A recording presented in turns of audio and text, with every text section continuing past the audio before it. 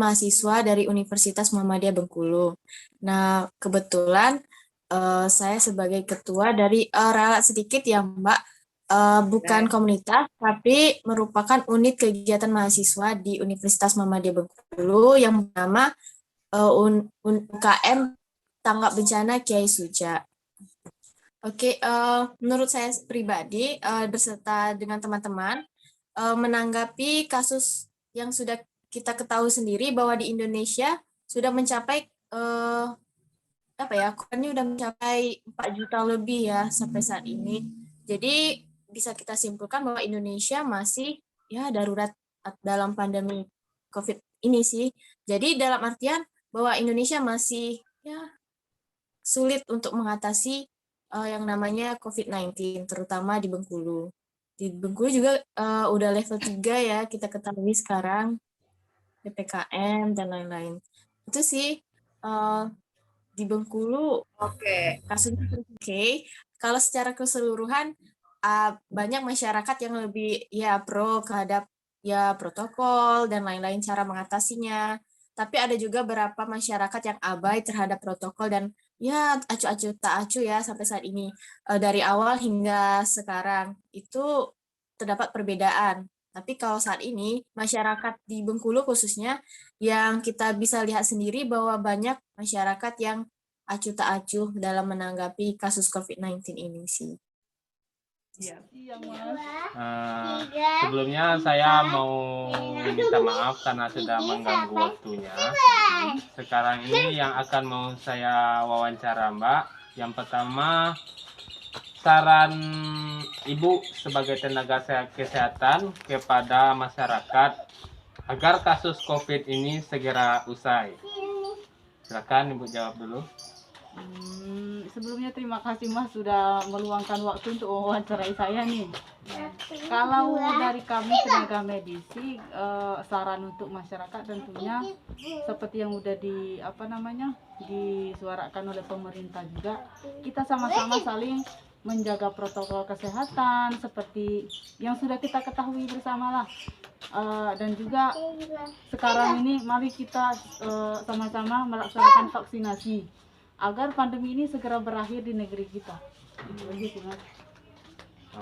Terima kasih Mbak. Selanjutnya yang akan kami tanyakan, aksi-aksi apa saja yang sudah Anda lakukan terhadap penanggulangan kasus COVID-19 ini? Kalau mengenai aksi sih bisa dilihat juga sekarang di masyarakat kita sudah tenaga medis sudah turun ke lapangan seperti memberikan edukasi terhadap masyarakat bahwasanya penting sekali menjaga kesehatan di masa sekarang karena bahaya virus ini juga kita sudah sama-sama ketahui sangat-sangat berbahaya. Kemudian yang menjadi kendala sekarang adalah banyak dari masyarakat mungkin yang belum memahami dari makna atau pentingnya vaksin karena masih banyak masyarakat yang belum divaksin.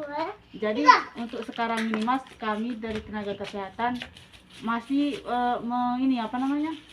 memberikan edukasi tentang itu bahwasanya penting sekali kita melaksanakan vaksinasi. Terima kasih Mbak atas waktunya. Demikianlah wawancara yang kami lakukan pada saat sekarang ini. Selanjutnya saya mohon maaf. Wabillahi taufiq wal hidayah. Assalamualaikum warahmatullahi wabarakatuh. Ibu. Waalaikumsalam warahmatullahi wabarakatuh. Selamat siang. Sebelumnya terima kasih atas waktunya yang sudah Ibu luangkan kepada saya dan bersedia menjadi narasumber dalam penyelesaian tugas saya, yaitu interview tentang bela negara. Nah, di sini saya akan menyampaikan 2 pertanyaan. Yang pertama, bagaimana tanggapan Ibu tentang dampak dari kasus COVID-19 saat ini, Ibu? COVID-19 di masyarakat Indonesia ini memiliki dampak yang sangat besar di berbagai bidang kehidupan. Sebagai salah satu contoh saja, dengan adanya penerapan PPKM, seluruh kegiatan masyarakat, terutama di aktivitasnya itu sangat dibatasi. sehingga masyarakat itu harus memenuhi kebutuhan hidup mereka masing-masing. Selain itu juga di bidang pendidikan juga memiliki dampak yang sangat besar, yaitu dengan adanya pembelajaran secara daring pada masa pandemi ini kurang maksimal gitu ya Bu? Ya, pokoknya kurang maksimal karena pembelajaran ini dilakukan secara daring. Kemudian orang tua juga merasa terbebani dengan pembelajaran secara daring ini, karena mau tidak mau orang tua harus mendampingi anaknya untuk kegiatan belajar daring ini, terutama untuk anak TK dan SMP, SD juga yang memang masih membutuhkan bimbingan dari orang tua. Baik Ibu. Kemudian untuk pertanyaan selanjutnya, menurut Ibu, apa yang harus Ibu lakukan di kalangan masyarakat agar pandemi ini segera berakhir? Untuk mempercepat supaya pandemi ini segera berakhir, masyarakat harus sadar, harus mematuhi semua peraturan yang telah ditetapkan oleh pemerintah, yaitu dengan 5M, ya, itu mencuci tangan, kemudian memakai masker, menjaga jarak, menjauhi kerumunan, dan mobilitas atau interaksi sosial. Ibu, terima kasih atas jawaban yang sudah Ibu berikan. Nah, di sini saya ucapkan terima kasih. Semoga bermanfaat ya Ibu ya. Wassalamualaikum warahmatullahi wabarakatuh. Waalaikumsalam warahmatullahi wabarakatuh. COVID-19 atau virus corona. Menurut data real-time dari The GISAID Global Initiative on Sharing All Influenza Data by Johns Hopkins CSSE, setidaknya 69 negara terus berjuang melawan ancaman virus corona.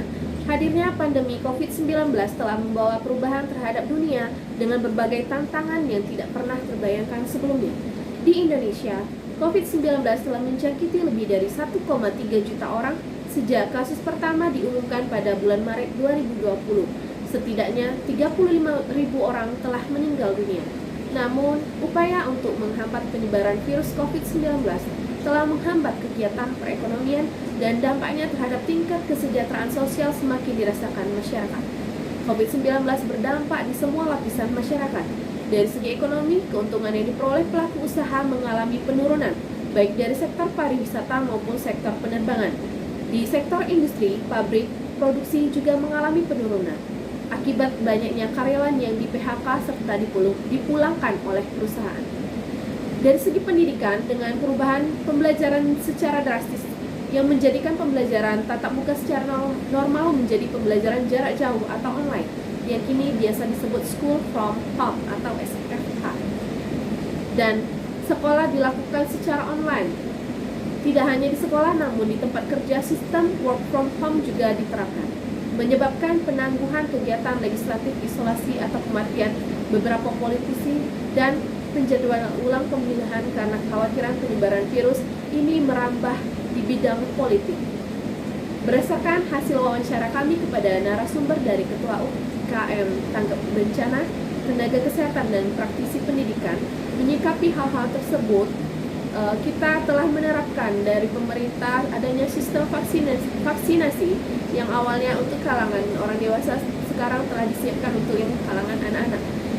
Kemudian kita juga perlu terus mematuhi protokol kesehatan, menjaga kesehatan diri dan lingkungan, dan pemerintah telah menerapkan PPKM, pembelajaran di sekolah dengan tatap muka terbatas.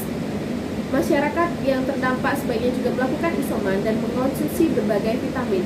Kemudian kita perlu meningkatkan sikap peduli dari masing-masing warga masyarakat untuk tetap menjaga kesehatan diri dan lingkungan. Aksi-aksi yang telah dilakukan masyarakat, misalnya mengedukasi masyarakat secara langsung dengan ambulans keliling seperti yang telah dilakukan oleh tim UKM dari universitas, untuk memberitahukan kepada masyarakat pentingnya kita menjaga kesehatan diri dan lingkungan dengan cara mengedukasi secara langsung maupun tidak langsung.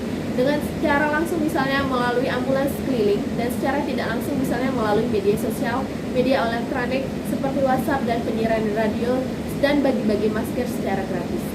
Untuk di sekolah, penerapannya dilakukan dengan pembelajaran secara tatap muka terbatas dan tetap mematuhi protokol kesehatan serta selalu ingat pesan ibu, pakai masker, cuci tangan pakai sabun, jaga jarak dan hindari kerumunan, selalu jaga kesehatan dan jangan sampai tertular dan jaga keluarga kita.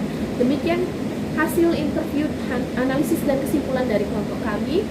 Kami ucapkan terima kasih.